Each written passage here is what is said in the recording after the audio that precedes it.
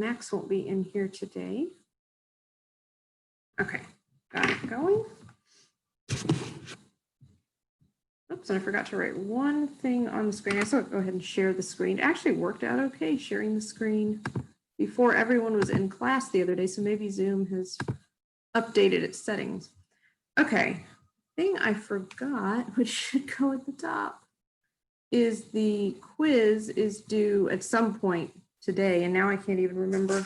I'm looking at multiple different sections, so I can't remember what section the quiz was on. That's terrible. I think it was 6.4.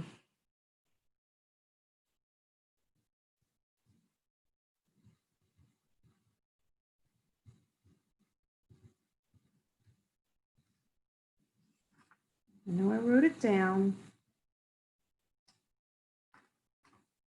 somewhere. Yeah, it was 6.4. Okay, the last thing we did before we were factoring. Okay, so that was the only thing outstanding that's due. So today we're going to be reviewing what we did on Tuesday. Just working. I'll probably work a couple of questions from the homework, just so that you guys can make sure that you're on the right track, because it was super new and it's really the foundation of everything else we do that is called factoring. Honestly, you could call every type of factoring that we're going to do from here on out some kind of version of factoring out the GCF. I prefer not to. In other words, I prefer not to call all factoring by the same name. I'd rather you sort of get in your mind like distinct categories of factoring, but in reality, they all come back to some kind of greatest common factor somewhere. So we want to get really good at the greatest common factor kind of technique. So we'll review a little bit, and then we'll finish out the discussion of greatest common factors, just the basics, by talking about binomial greatest common factors. That's kind of where I cut the discussion the other day because we were out of time, and also it's just a good place to stop before we get into too much craziness. And then finally, to end the 6.5 as a whole, this is all 6.5, I should say, there's a new factoring technique. They call it factor by grouping. Again, it's actually still finding GCFs, but for ease of memorization, I think it's usually better to think of factor by grouping as kind of its own unique thing.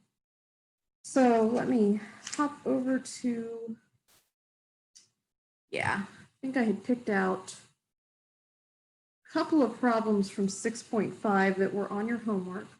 First one was number 11. And the instructions early on, when they're first teaching you, they're nice and specific.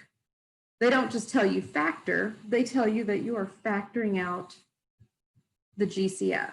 And at this point, that's all we know anyway. So, oops, said I was going to write 11. We have a two-term polynomial, in other words, a binomial, 4y squared minus 16xy cubed. So we have, if we sort of keep a bird's eye view of this problem for a minute, there are three different types of pieces going on in this problem. There's the numbers, there are the x's, and there are the y's.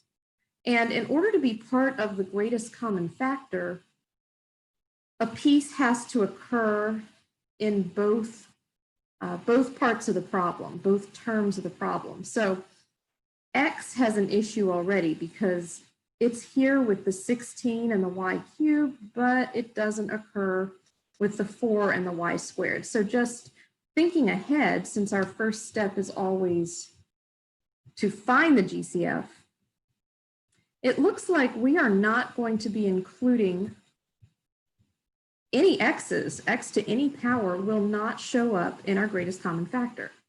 Okay, what will show up is some kind of number and some kind of power of y. And the number part to me is the harder of those two, because you think about multiplying and dividing a little bit. With 4 and 16, we get kind of lucky because the biggest number, remembering that the G in GCF stands for greatest, the biggest number that divides evenly into both 4 and 16 is actually 4 itself. So we can just write that down. That's the number part of the GCF. And we decided a minute ago, no X's get to go in there because the X's only occur in the second term in this polynomial. So we can turn our attention to the Y's. And the GCF, when you're dealing with a letter to a power, you always pick the smaller or the smallest power that you have available of that letter. So because Y to the second, that means there's 2 Y's multiplied like that.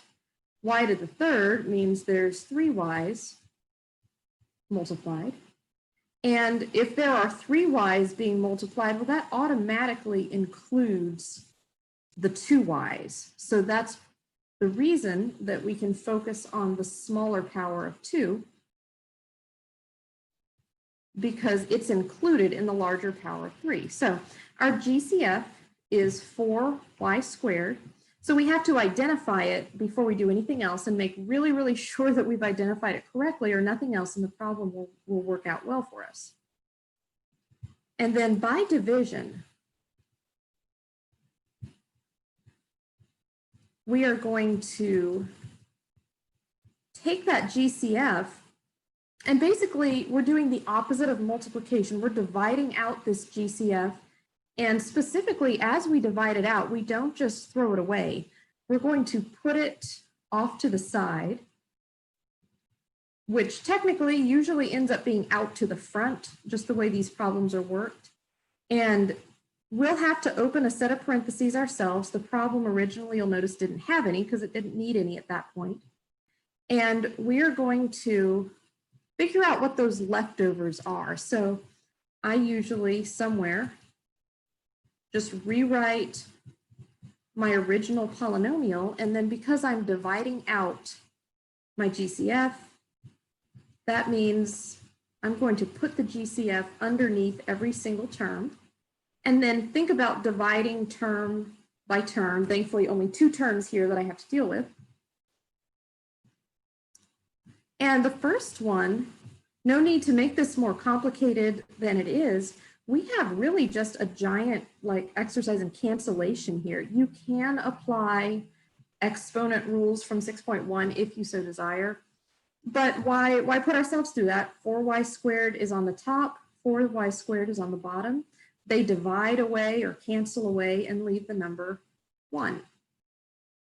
And then we, being real careful with the signs here, think about the fact that we basically got a negative 16 over a positive 4. So our overall result of that next division is going to have to be negative. So we can go ahead and nail that down, kind of train ourselves to not get tied up in the numbers and letters just yet, figure out what the negatives and positives are as we progress from term to term doing one of these factorings.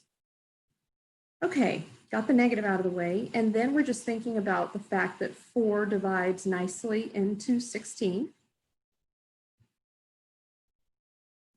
The X, because it was not participating in the GCF at all, it's just going to sit right there next to the 4, the way it used to sit next to the 16. The only part where we have to actually apply any kind of algebra is when we're getting to y cubed divided by y squared. And that is an application of the quotient rule, which is top power minus bottom power. So y to the first is what we end up with in the numerator of our fraction, but really a lot of times we just call that y. So over here, in my parentheses where I've been collecting all the leftovers from that division, I'm just going to have a negative 4xy as the second term. Now, if all has gone well, if I've done my math right, my division specifically, I should be able, let me box this in because this should be my answer. But to check that, I should be able to take 4y squared and use the distributive property. Everything I've been doing is actually the opposite of the distributive property. It's like you're undistributing 4y squared. So if I distribute 4y squared very carefully to both of these terms, what I should get is my 4y squared minus 16xy cubed. So if you've got time, which you're more likely to have like on a in a homework situation, but it's great if on a test or a quiz you do have some extra time, you can spend it doing this to kind of check where you've been, make sure that you got everything correctly. There's that x, and then instead of subtracting the powers of y here like we did with division, you're going to add the powers of y. So 2 plus 1, it's your y cubed, and that checks out. That's exactly what we had most recently right here. Okay, now any questions about that simple process? Because that's going to be really all we do today, just over and over and over again in increasingly more difficult types of scenarios. Good news is it really only involves, from your perspective, one of our new rules, one of our 6.1 rules, the quotient rule.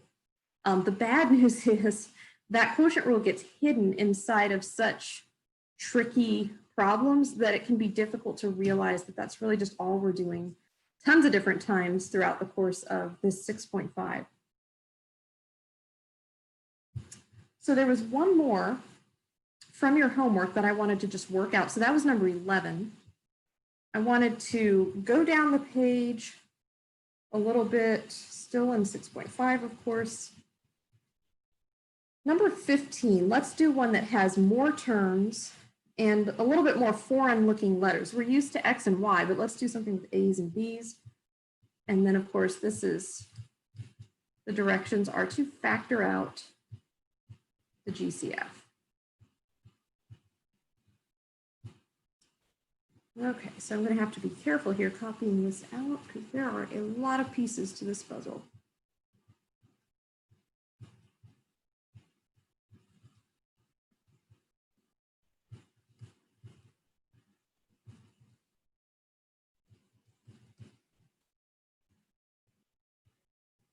Okay, this is a 4-term polynomial.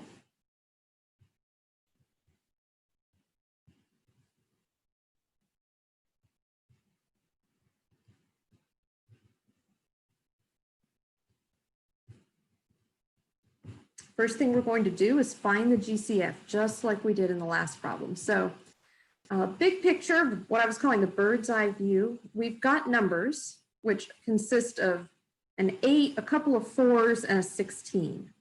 So there's going to be a number portion to this GCF because every single term has one of these numbers, these coefficients, sitting out front.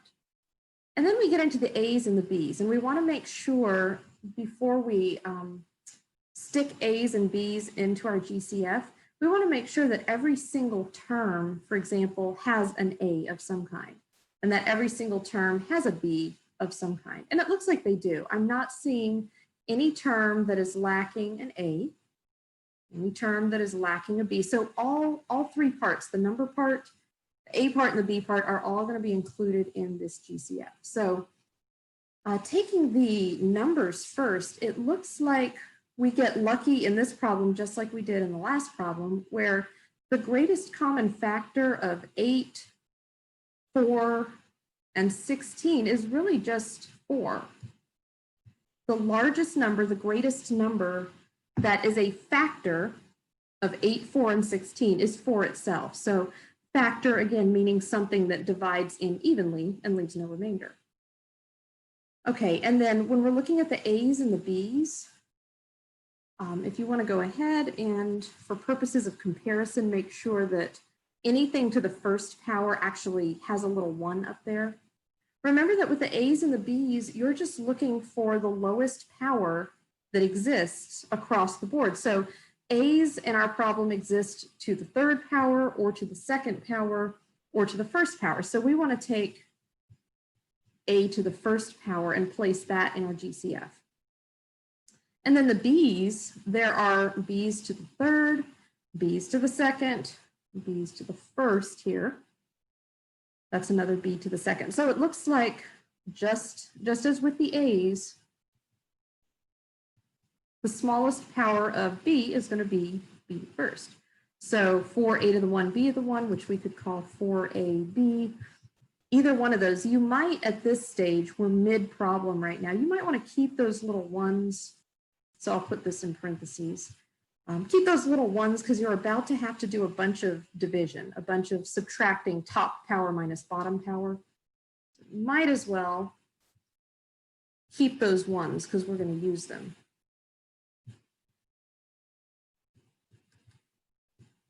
Okay, so we know the GCF, and so that's what we get to divide out now. So this is going to be a long set of terms. I'm going to painstakingly rewrite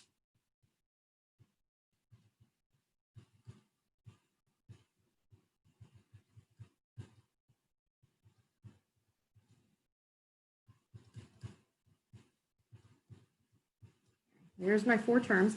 Each one of them is going to get the GCF because I'm dividing the GCF away from the entire polynomial. So that means each and every part of that polynomial.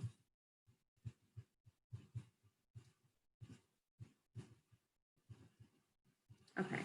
And then after I divide, again, just keeping a big picture, just one eye on where I'm going before I get stuck in the weeds here, I will end up with something in the following format. The GCF that I've divided out will sit out front of a set of parentheses because I need to be able to immediately reverse my steps and re-multiply my GCF back through if I have the time to check that I've done everything correctly with my division.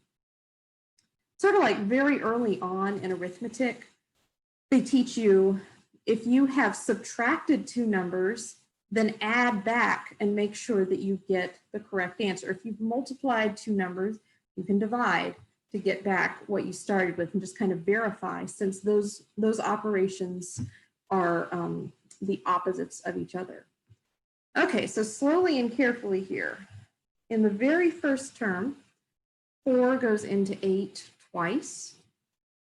And then by the quotient rule, a to the third over a to the first, I'm going to be taking the 3 minus the 1, getting a squared. Same with the b's. 3 minus 1 will give me b squared. Second term is going to come out negative. The 4's cancel away, and you could say they leave a 1 behind if you would like. And then the a's and the b's, they also do the exact same thing. The powers are 2 minus 1, top minus bottom in both cases. And then the 4's cancel here. Nice thing about this third multiplication is that we'll notice that we actually have the GCF sitting right there as part of our polynomial. So when we divide 4ab by itself, that's just 1.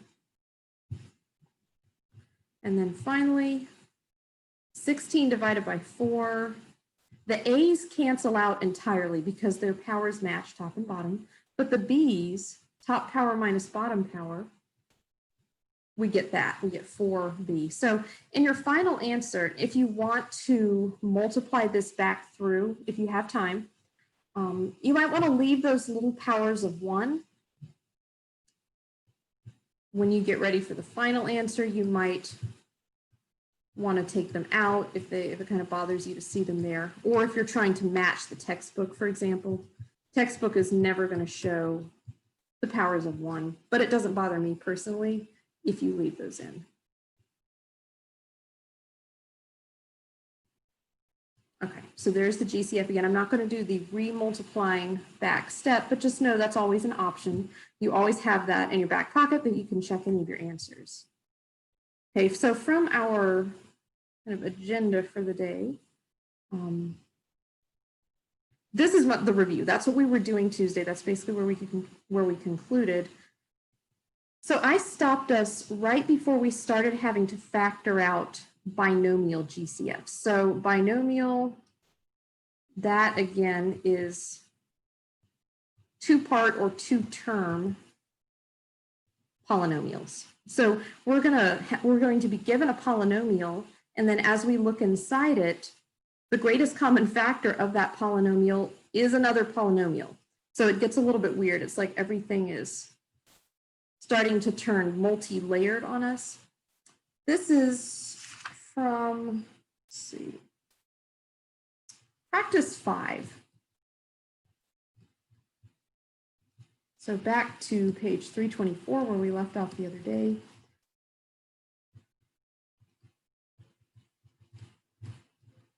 This is what we're told to factor.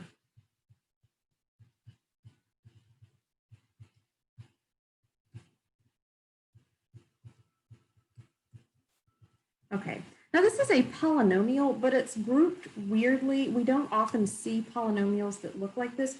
Really, the reason this one looks the way it does is because they've set it up on purpose.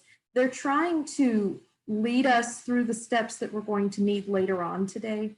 So they're just creating artificially these problems that you don't really see if you're working like a word problem or something. This is not the way people write polynomials. Okay, the thing for us to recognize is that overall, we have 2 terms. We have 3 times x plus 4. And then after the plus sign there in the middle, we have 5b times x plus 4. And the steps are going to remain the same. We're going to have to identify a GCF because that's really all we know how to do at this point. And it can be confusing at first because you see 3's, 5's, x's, b's. Focus on the 3 and the 5 for a minute. The 3 and the 5, you're not going to get anything productive out of that. The only factor that they share is 1. And remember, we talked about if there's ever a 1 in your GCF, that's just not productive. If a 1 is all you get for a GCF, you stop.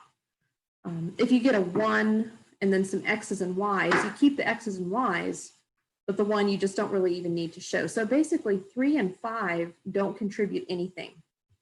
So the other pieces that we have are b to some power, and think of this as x plus 4 to the first.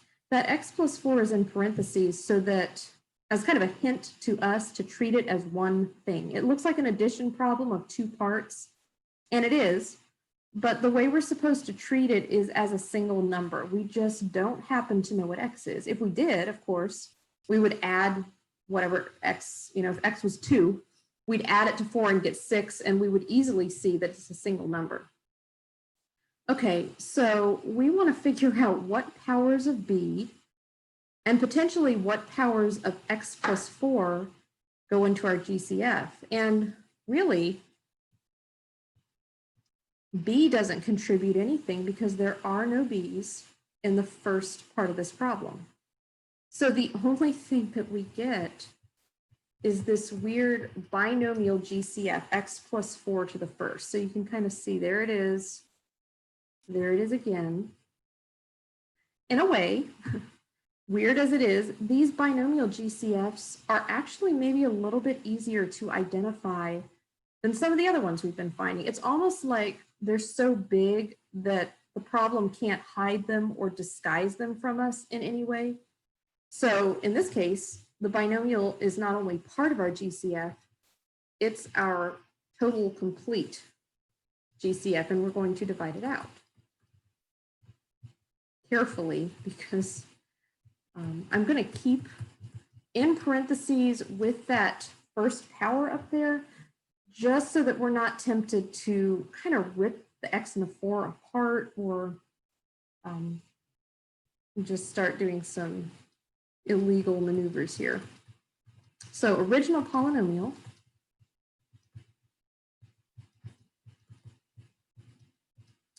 And then each of those pieces, which there's really only 2, they just look kind of nasty. We get the GCF under the first piece, we get the GCF under the second piece.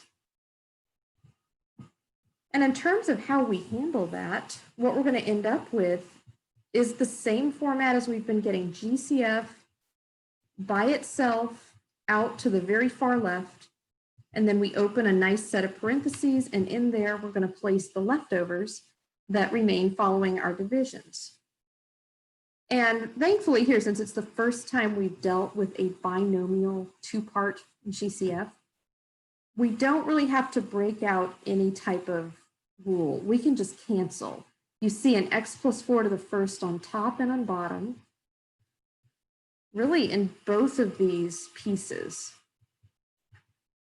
So I'm going to go ahead and cross that out, which I didn't usually do when we had simpler GCFs. So the leftover from the first term is just the number 3. And then plus there in the middle, leftover from the second term is 5 times b. So there's that, or if you don't like that one,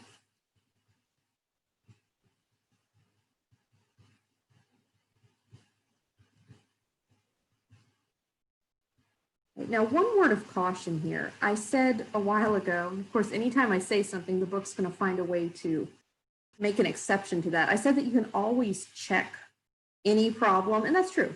Any factoring problem, you can always check by distributing.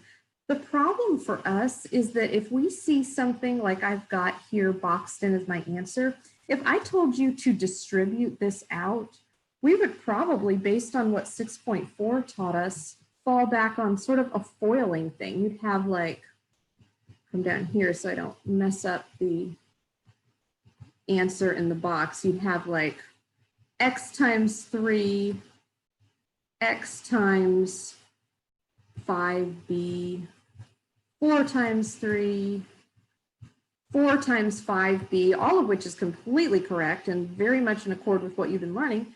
But if you look back up at the original problem, it's like, wait, that doesn't look anything like what they gave us. And that's because they chose to group their answer in this awkward way. This thing right here that they gave us is technically unsimplified. That's why you're never going to see one of these unless they are trying to teach you something, set you up to learn a certain skill. So if you really, really want to check this problem, you have to not do what we would ordinarily do. You have to not FOIL distribute all the way out. What they do is they just take that x plus 4 as a unit. Oops, I have trouble with b's and 5s, and of course they are right next to each other. They take that x plus 4 as a unit instead of splitting it apart the way foiling tells us to. So x plus 4 times 3, we could put the 3 out front where it typically goes. And then the x plus 4 times the 5b, put the 5b out front where it typically goes. That's what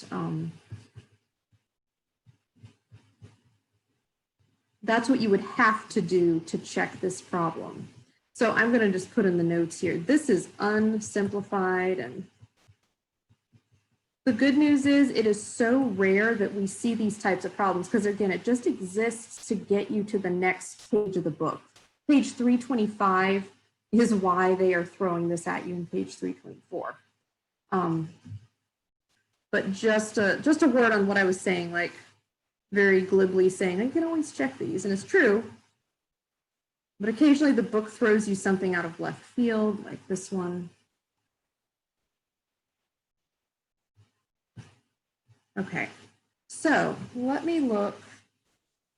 I wanted to kind of preview the homework because I picked it earlier. Just to make sure, yeah, they're very thankfully consistent. I'll do one more of these problems.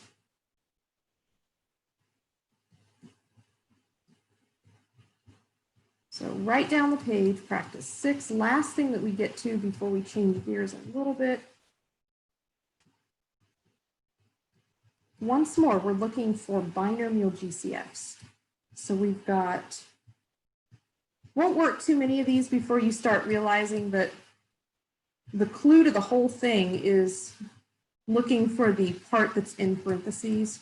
That's your binomial, and you might already be noticing in this problem, even though it looks kind of messy, you are seeing double.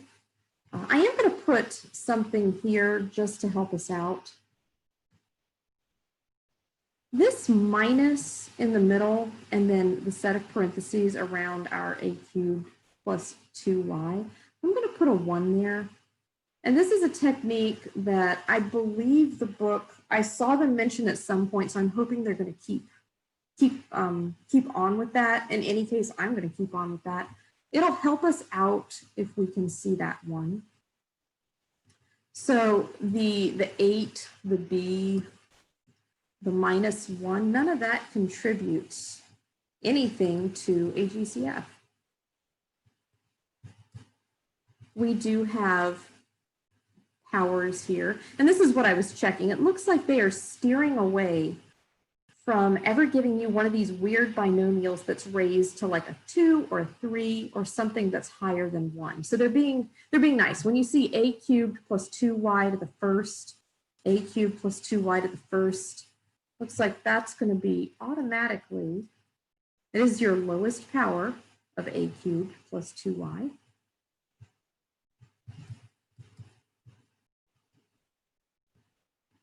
So we identify it.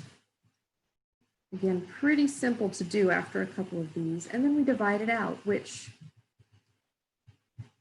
is going to amount to nothing more than an exercise in canceling for us.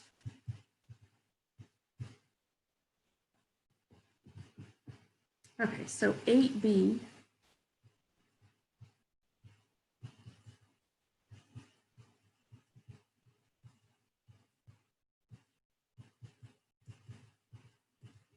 with all the 1s placed in there.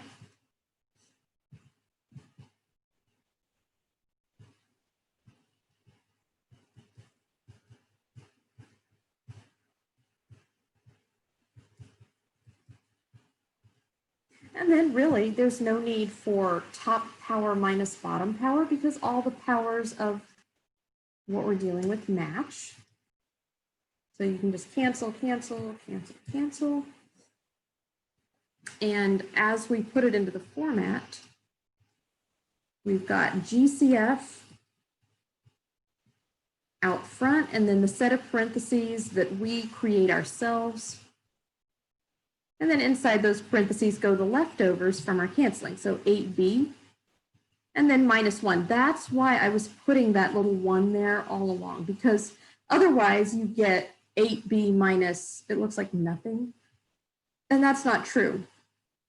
You just canceled a couple of items or divided out a couple of items, which always leaves behind a 1. We want to make sure that we don't forget that 1. And of course, in the final answer, if you're checking the book, they're not going to have anything to the first power like that. They're just going to display it like what I've got here. Okay, so practice 5 and practice 6 that I just did are very, very artificial problems. They really are just here to get us to practice 7, which before we get to practice 7, I want to kind of summarize everything that we've done on Tuesday and today, because it's going to feel a little bit like we leave it behind, but in reality, we don't. So there are a lot of different factoring methods in our future.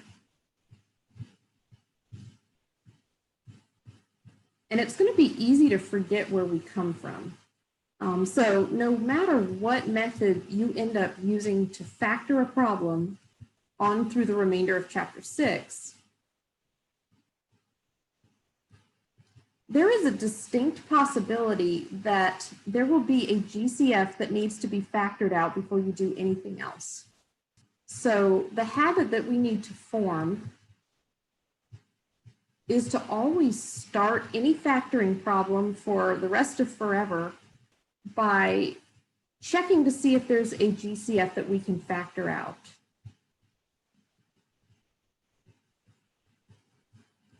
And of course, I can't really demonstrate this quite yet because we don't know any more factoring methods, but I wanted to just make you aware that what you've been doing is, it's going to keep cropping up.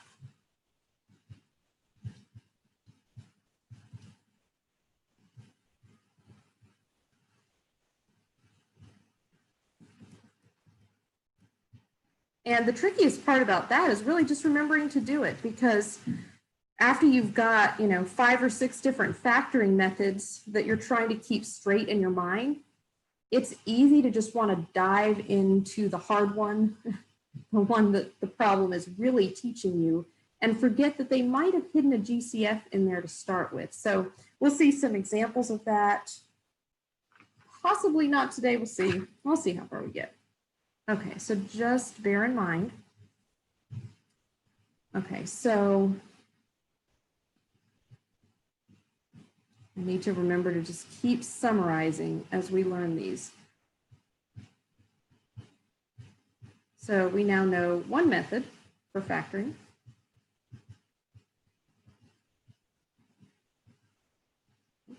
Six 6.5 also teaches us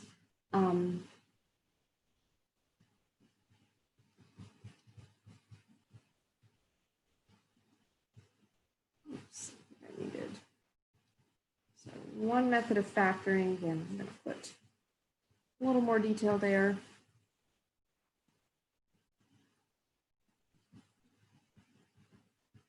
That method is factor out GCF. So that's our first method. The second method that we're learning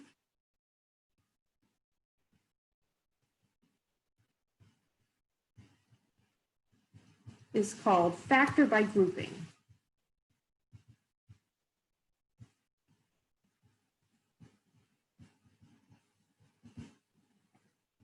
So one of the main things as we go forward is not going to be so much just learning a new set of rules that goes along with each method of factoring. It's going to be learning how do you tell which method of factoring to use, because before long, even in your next set of homework, the problems are going to be mixed up and the directions won't give you any hint. It'll just throw a polynomial at you and tell you to factor it.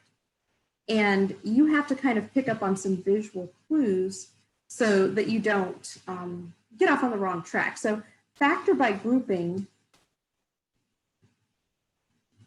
not God, good.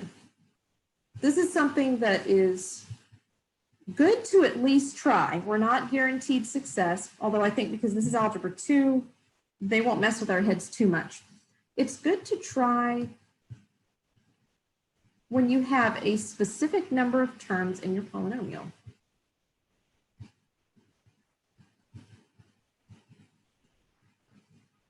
A 4-term polynomial. So a visual clue that I use when I'm looking at factoring something, if it has 4 terms, I automatically hope it's going to turn out to be a factor by grouping. So if you can just train yourself to kind of make an association there.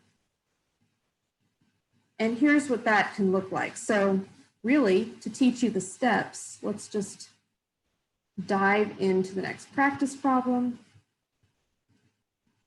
So I'd like to get through these practice problems. I think there's about 4 of them that covers what you need to have. And then maybe we'll practice a little bit before I turn you loose on the homework. Okay.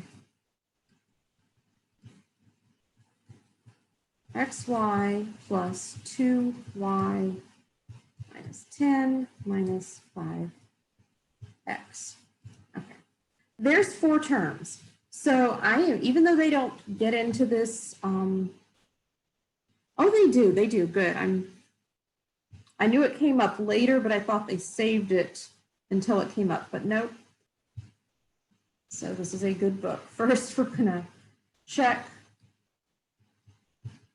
for what I'm going to call an overall GCF.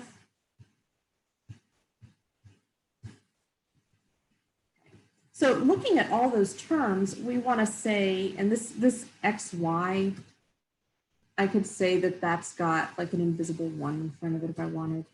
Looking at their coefficients of the numbers that are out front, 1, 2, -10, -5, there's nothing larger than 1 itself that would divide evenly into all of those. So I can ignore the coefficients. There's not going to be a number that goes into any overall GCF.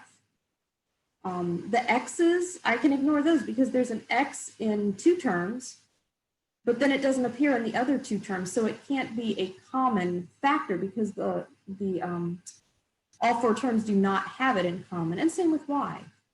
Y occurs in the left-hand two terms, but not in the right-hand two terms. So basically the overall GCF is just one, really. Or we might say, just practically speaking, for us, it's like there is no overall GCF. So if that's what you get,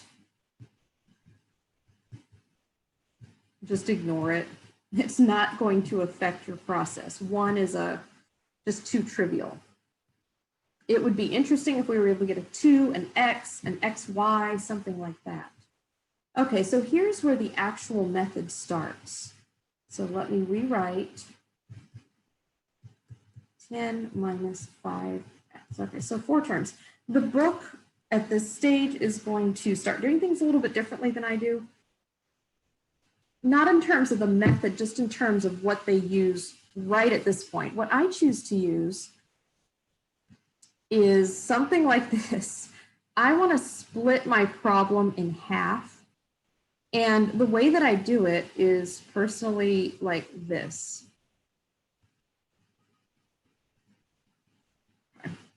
Why? Probably somebody showed me. The book uses parentheses. So this is, if you follow along in the book or go looking for some extra help, this is the type of thing that you're going to see. And I'm going to have to actually look at what they do so that I don't misquote them. Just because this type of thing gives me the creeps, honestly, because, and it's way too easy for that type of grouping maneuver to turn into multiplication, if you know what I mean. What the book does, just to me, looks way too close to something like this.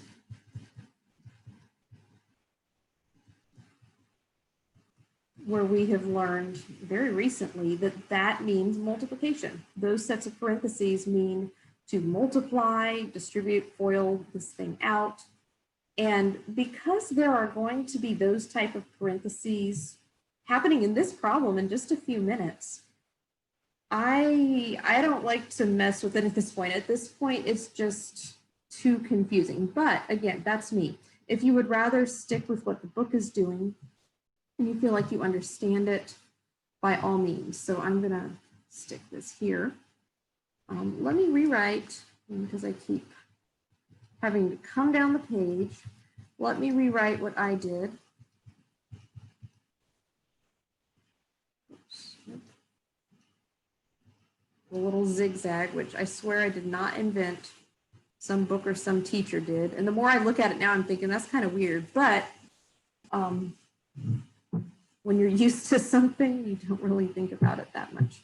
Okay, the main thing is no matter how you choose, you have to physically separate the left-hand two terms from the right hand. So you're temporarily making 2 math problems out of 1 math problem.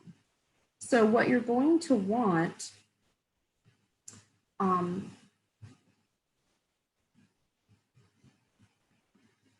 however you express that, we need to find the GCF of the first 2 terms.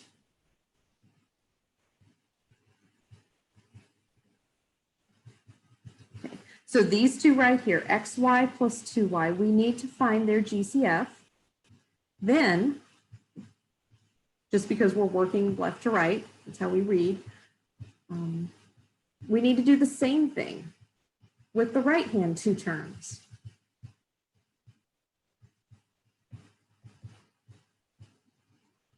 Right hand or last, I'm going to call them. This is why at the very beginning of class, I said that realistically, if we wanted to, we could call all factoring factoring out a GCF, because you never get too far away from the concept of a greatest common factor.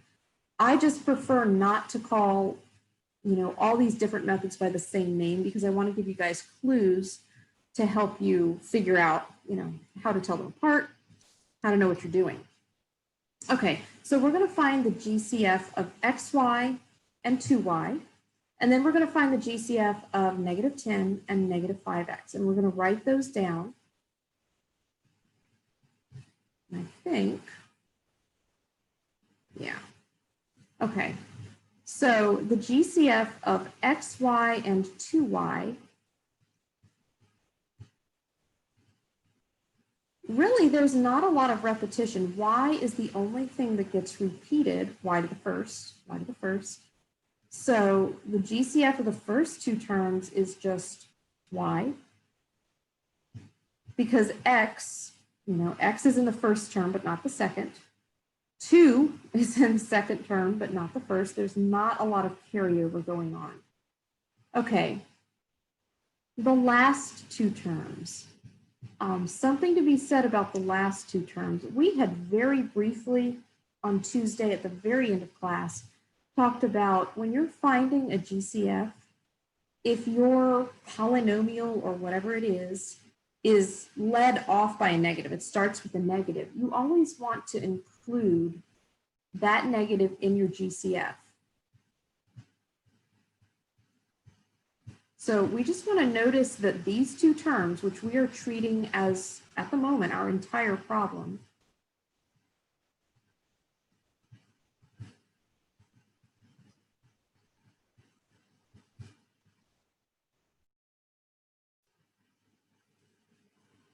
they are led by a negative.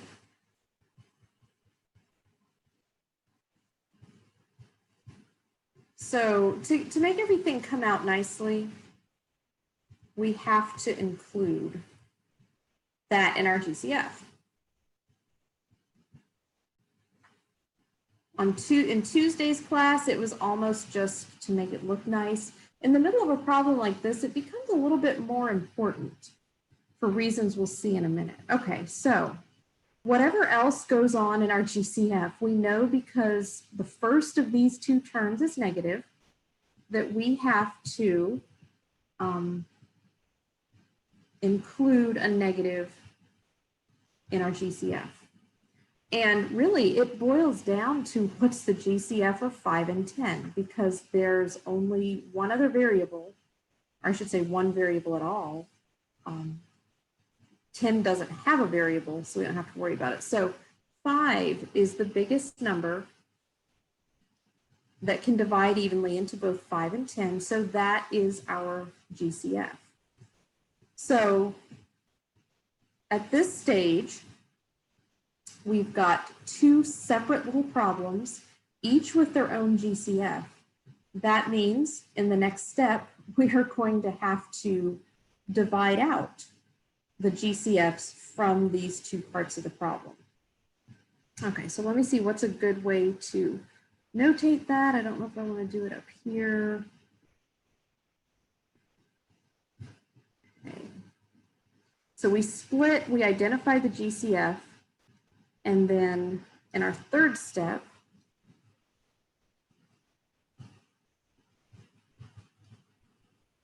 factor out the GCFs. Okay, so again, on Zoom here, it's harder than on a real whiteboard when I can leave this whole thing up there for ages. Let me rewrite the xy plus 2y minus 10 minus 5x. And if I were you, however you want to show that, I would keep some kind of separation there. You don't have to do the zigzag, but at least just have some kind of a line so that you don't get carried away and divide out, for example, this GCF all the way across, or this GCF all the way across. So this is what you've got going on. So keep your separation line like that. And what will happen is as you divide out the y, we were taught write down the GCF, open a set of parentheses. That's going to happen here. And then later on, when the GCF changes to a -5, same thing. Write down the -5, open a set of parentheses. So big picture, even though you've got two separate math problems, this does need to end up on the same line. It's all going to be part of the same thing. And with the GCFs, don't need to do anything fancy here. With xy divided by y, our very first division, cancel out the y's, divide out the y's, you're left with an x. With our second division, cancel out the y's again, you're left with a +2. All right, that is half the battle. You've gotten your first GCF completely pulled out. And yeah, if you feel insecure at this stage, you are welcome to hit pause, kind of multiply that y back through and make sure that you've done everything correctly. And then you can turn your attention to the -5. So if I divide -5 into -10, their negatives will cancel and will leave me a +2. And similarly, if I divide -5 into itself, their negatives will cancel. In fact, they themselves will cancel. I'll have a +x. Now this stage in the problem is possibly the most important because this is a stage where you can really tell if you have done things correctly. Notice that what I have underlined, the x +2 and the 2 + x, notice that those are really the same addition problem. You're really adding the same two pieces. The order is different, but we don't care. 5 + 7 is the same as 7 + 5. When you're doing factor by grouping, when you get to this stage in the problem,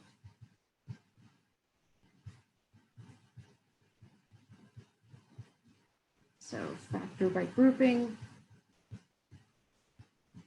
this isn't just a nice coincidence that we run across that our x +2 occurs twice.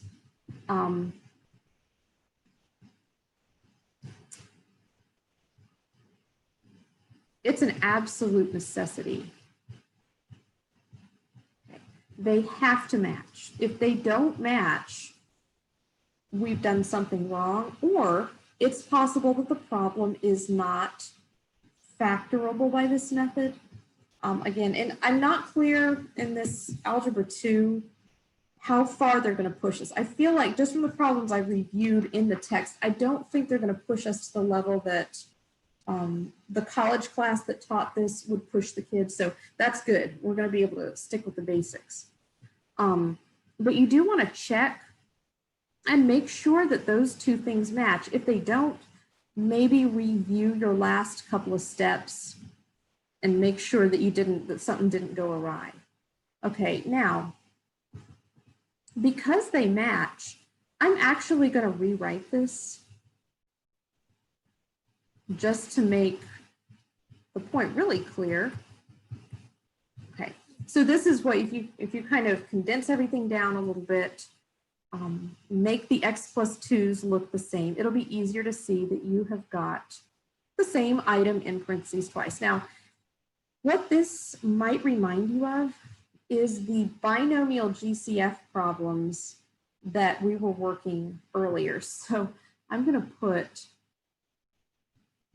I guess the ones I worked were practice 5 and practice 6 from earlier in the notes. Practice 5 and practice 6 started you right here. And that's what I was trying to hint at by saying it was a really artificial setup. It just existed so that you could solve what we're doing now, factor by grouping. So they would start you right here, and you would have to just identify the x +2 as a binomial GCF and factor it out. So from here on out, this problem functions like one that you had seen earlier today. So the last step, which I think is step 4,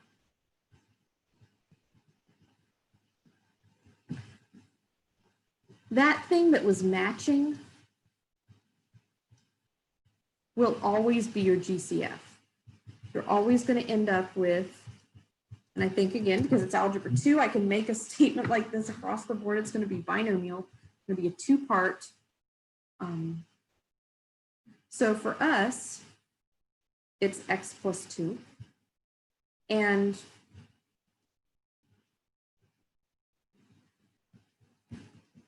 just to make it look kind of like what we had, when we were learning this originally, we were putting like powers of 1 up here. You can continue to do that.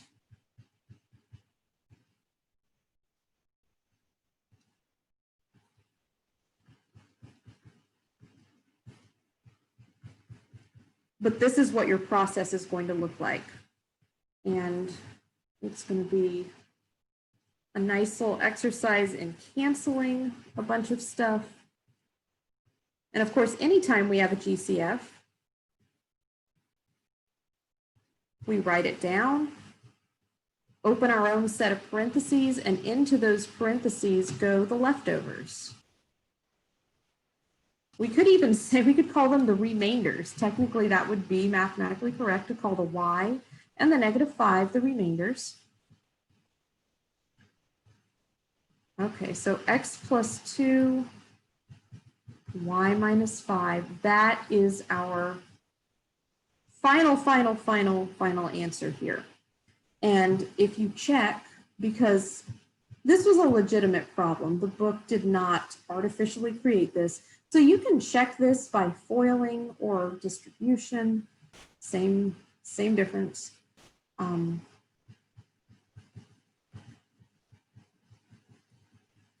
take the x times the y, the x times the -5, the 2 times the y, and the 2 times the -5.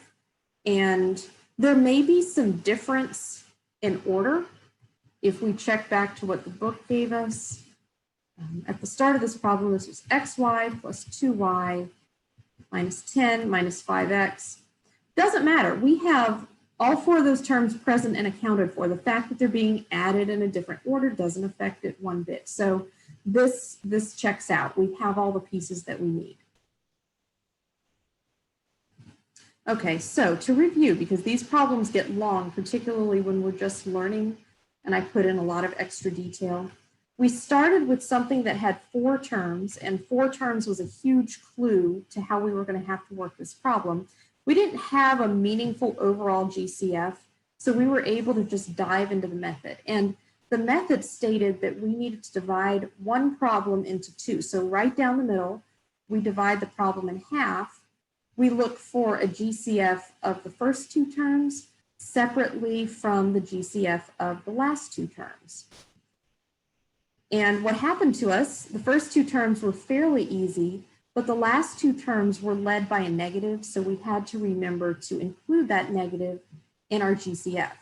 And then once we had both the y and the -5 identified, then we went through the step where we had to do the work to actually factor them out. So when the y was factored out of its terms, what it left behind as a remainder was x plus 2. And when the -5 was factored out of its 2 terms, it left behind an x plus 2 as well. And that was no coincidence. That was an absolute necessity for the problem. And because basically the x plus 2s are also a GCF. So if you're keeping count, a problem like this, a factor by grouping problem like this, will have at least 3 GCFs in it, possibly 4. If this step up here, the very first step, if that had revealed an overall GCF, that would have been number 4. But you're guaranteed 3. So if you feel like you're just hearing the term GCF over and over and over again, it's because you are. There is 1 for the left 2 terms, there is 1 for the right 2 terms, and as soon as you get them out of the way, they actually reveal a hidden 3rd GCF there that is a binomial. The good news is once you've gotten to the stage where you have a GCF binomial, you're pretty much done. You pull it out to the side, and then your leftover remainder there goes into the set of parentheses. So it is a very repetitious type of a method, which is, I don't know, good news, bad news, easy to get lost in the weeds. So I'm going to keep my eye on the clock because I really would like you guys to be able to practice one of these. But I also don't want to skimp on the examples here because it's a lot. Okay, so I see 4 terms, and 4 terms immediately sets off alarm bells. Like this looks like a factor by grouping, but just to create good habits for the future, I ask myself, is there an overall GCF? No, except 1.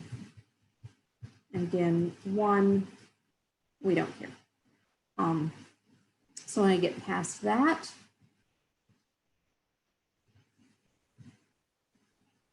that's where I split the problem.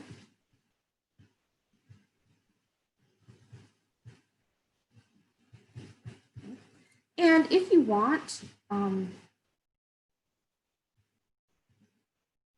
I was splitting it with a lightning bolt that whatever teacher or tutor I had in the past taught me.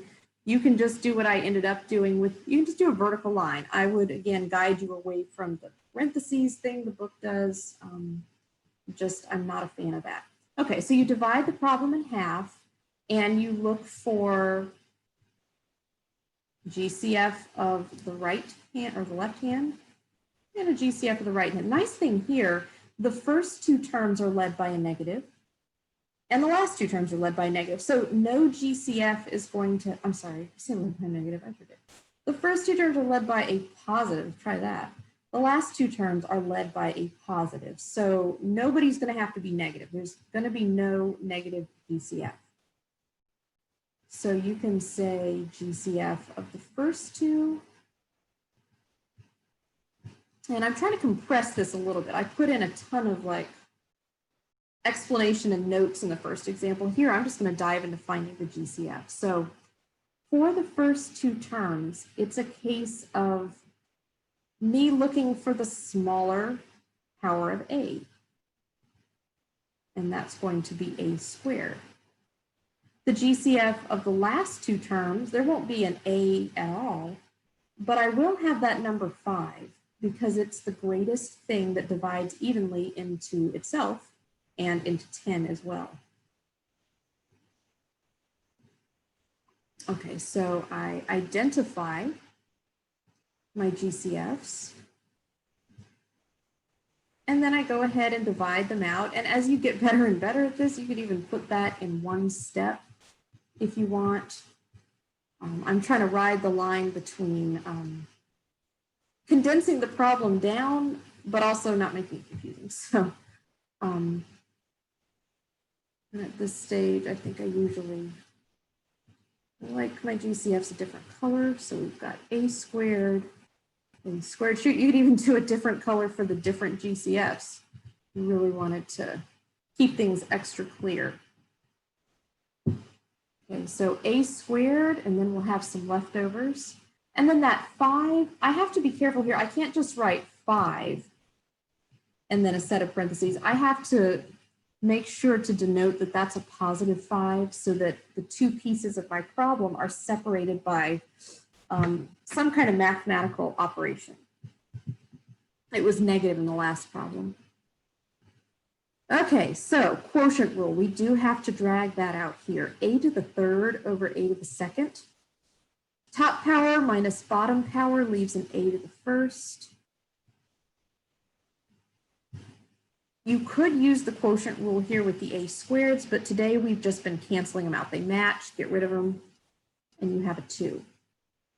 All right, so looking ahead from what we know, and this is where it gets a little bit hard. You have to really work to keep your brain honest because your brain is going to start recognizing, hey, we need an A plus 2 in this second set of parentheses. And it gets easy to just kind of optimistically make it happen. Just make really sure that you do the work to divide, cancel,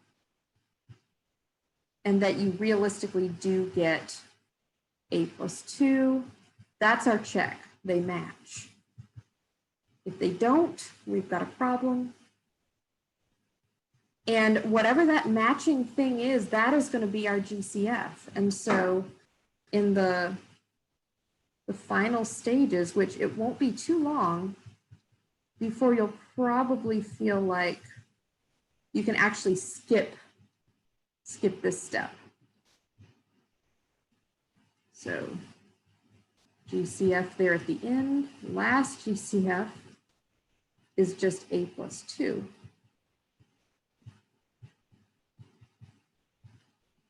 And then you will be able to cancel, cancel, and the result will be that final GCF and then the leftover remainders, the a squared plus 5. So the goal, another reason you will know that at the very least you're on the right track, you should end up with something that looks like a set of parentheses bumped right up against another set of parentheses. That, knowing that we were heading there, that was a lot of the reason why I wanted to avoid using parentheses to split the problem into 2 halves, because every other time that this problem breaks out parentheses, they're really important and they involve some kind of multiplication type of scenario. So I did not want to do that unless it legitimately meant multiplication. Okay, whoops, no eraser.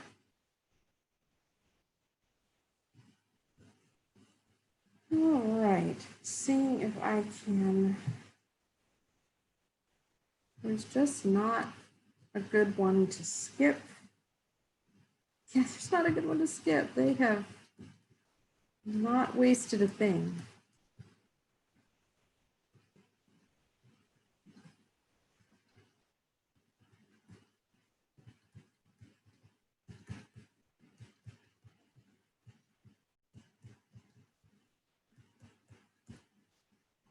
Okay, 4 terms. Once again, super important.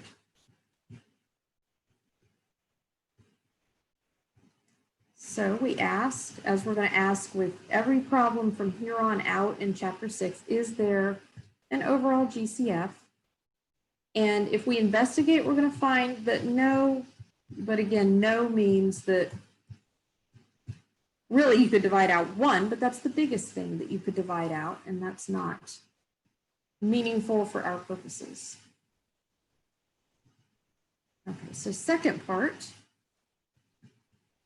keep those terms the way they are, but I'm going to create a little bit of extra space here just to emphasize that I'm about to split this thing in half. Okay, and as I split it in half, I guess I could switch to orange right now. I have been using green, but just get into my GCF color quicker. I need a GCF of these 2. I need a GCF of these 2. And right away, the first 2 terms are led by a positive. So their GCF will be positive.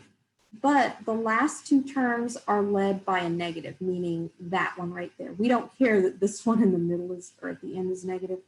But because that one is negative, whatever the GCF turns out to be, I'm going to have to make it negative as well. Otherwise, I won't be able to complete the method as easily. Okay, so the first GCF, big picture between numbers, powers of X and powers of Y, because those are my options, I see only repetition in the powers of Y. X's, there's no other power of X. Numbers, there's no other number except 1. So I'm left with really just asking what's the smallest power of Y? And because there's a tie, they share the same power. I don't even have to go too far down that thought process. Y squared will be my GCF.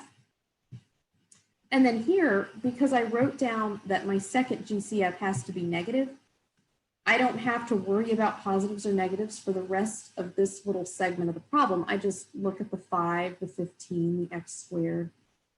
Clearly, no other letter appears in the problem besides x squared. So looks like 5 behind the negative. That's going to be my GCF. And so once I have them identified, I want to divide them out.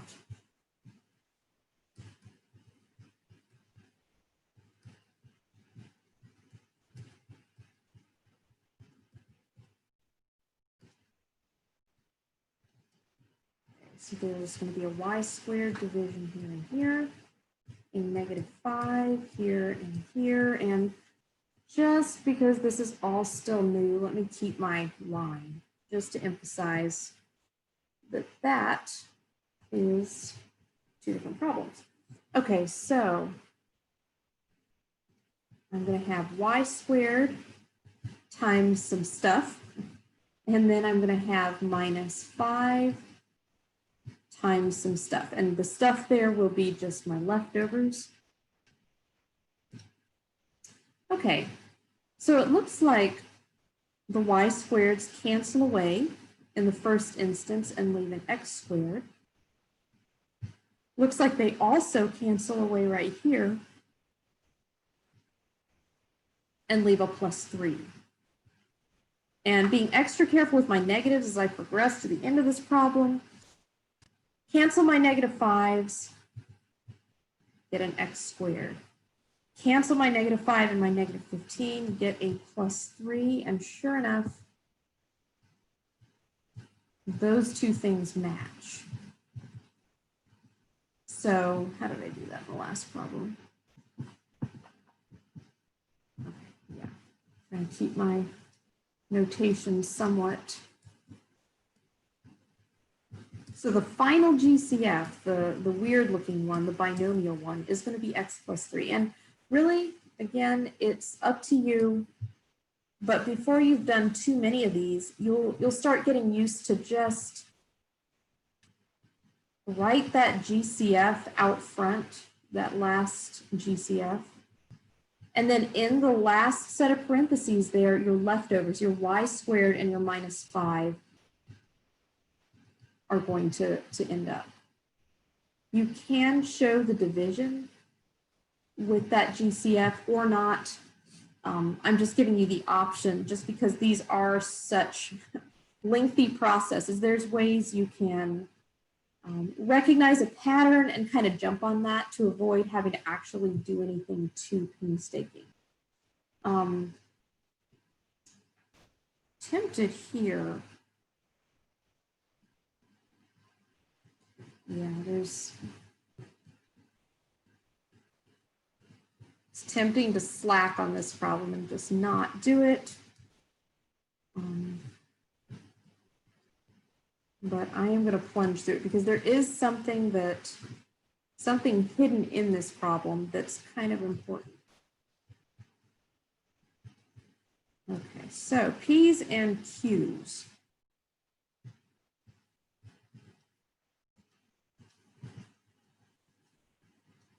So overall GCF, still not one of those, but I guarantee it's coming up in 6.6. So once again, 1 is the biggest thing that we've got dividing into all of these guys. So second step will be to split it apart, split the problem apart, and identify the GCF of the first two terms and then the GCF of the last two terms.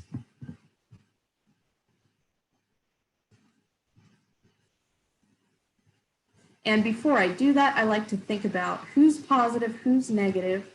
The first two terms are led by a positive, so this GCF can also be positive.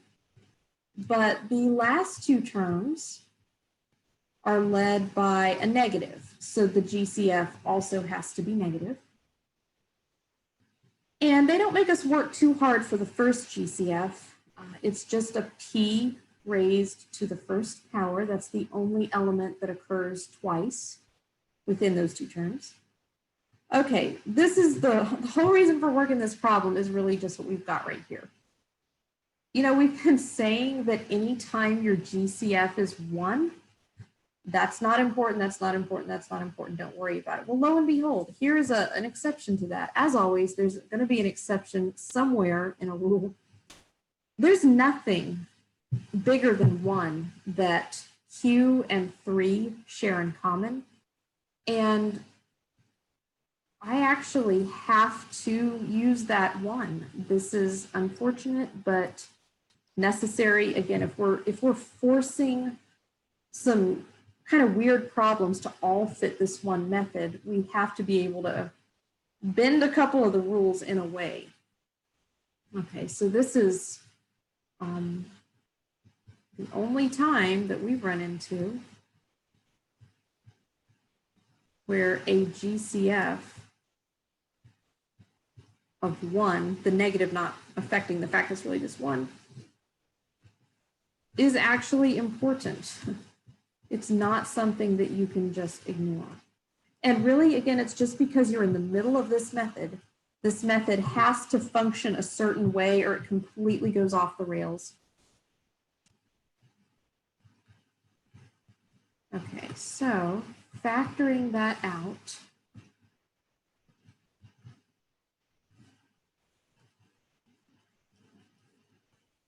so our P, positive P to the first 2, negative 1 to the last 2. So the overall framework will be P times some leftover stuff minus 1 times some leftover stuff. And that's why we needed that 1. Again, you can't have just nothing there. The other reason we needed that negative 1 is because if we're going to fit this method, we have to end up with matching binomials in these parentheses. And the only way to do that is to divide out the negative 1 here. So we cancel the P's pretty easily, we get Q plus 3. And then if we cancel the negatives for the second half of the problem pretty easily as well, we get Q plus 3. But again, without identifying that GCF as negative 1 and just using negative 1 as we would any bigger, more interesting GCF, we wouldn't have been able to arrive at this stage in the problem, which is where everything is leading to.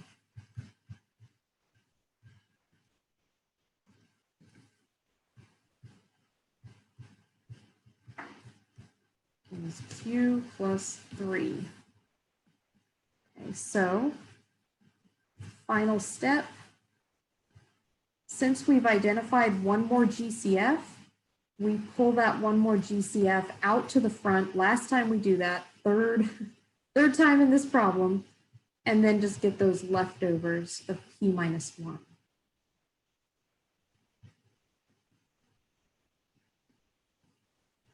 Okay, so we've got about 10 minutes. I am going to find the easiest, nicest one of these guys from the homework.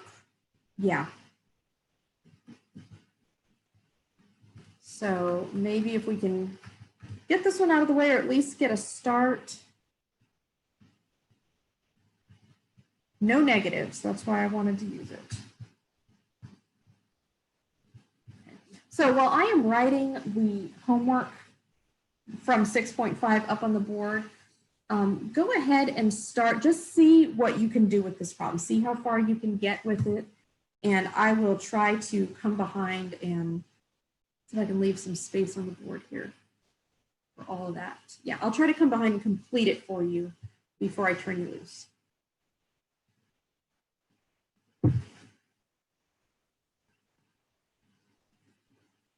Okay, if you figure it out, let me know. If you get stuck, let me know too, because again, it's brand new and it's kind of tricky.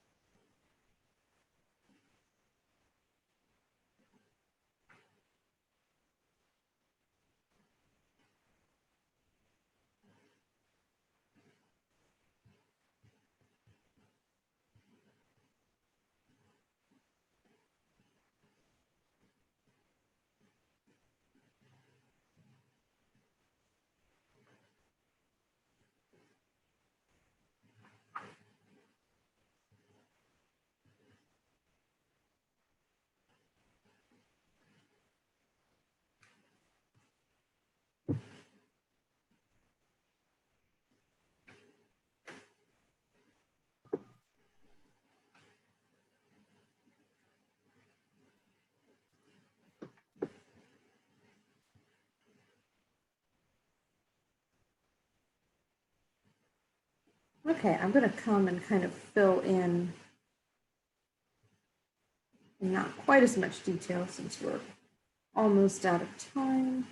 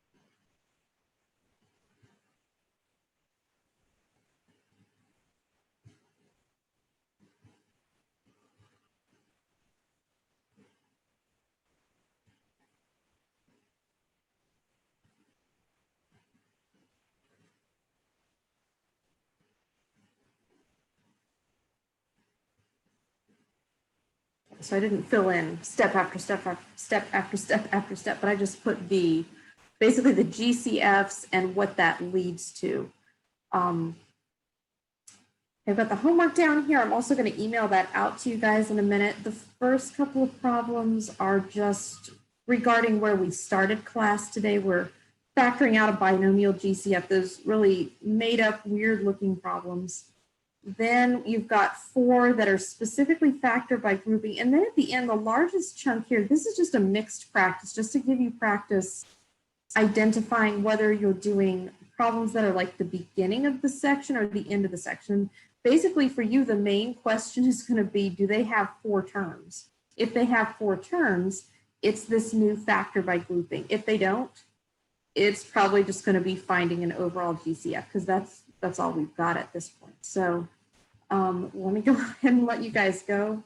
No quiz over the weekend. Remember, the only quiz that we've got is the one that is due today. The one that was, I think I had decided at the beginning, it was on 6.4, the multiplication one. So turn that in when you get a chance, and contact me over the weekend. I'm happy to work out tons more of these homework problems if you need and send them to you. And we'll probably open class on Tuesday by doing a little bit more practice like this to give us some more time, and let let Max kind of get in there as well, because this is a lot of steps, but it's not too hard once you get used to it. So everybody have a good weekend, and I will see you guys on Tuesday. Thank you, ma'am.